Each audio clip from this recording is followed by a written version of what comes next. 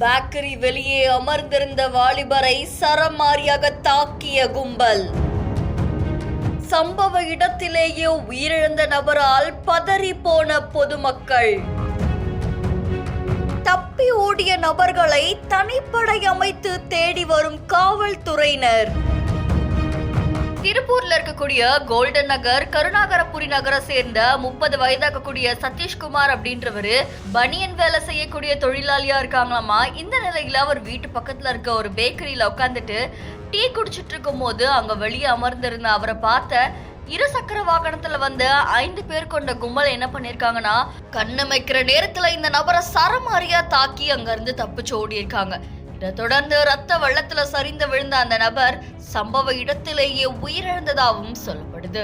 தகவல் அறிஞ்ச திருப்பூர் வடக்கு போலீசார் சடலத்தை மீட்டு பிரேத பரிசோதனைக்காக திருப்பூர் அரசு மருத்துவமனைக்கு அனுப்பி வச்சிருக்காங்க.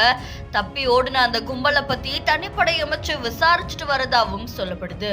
இந்த நபரை எதுக்கு கொலை செய்தாங்க, அந்த கும்பல் யாரு அப்படின்ற மாதிரி பல கோணங்கள்ல விசாரணை நடந்துட்டு வரதாகவும் கூறப்படுது. இந்த செய்தி அந்த பகுதியில் பெரும் பரபரப்பையும் அதிர்ச்சியையும் ஏற்படுத்தியிருக்கு.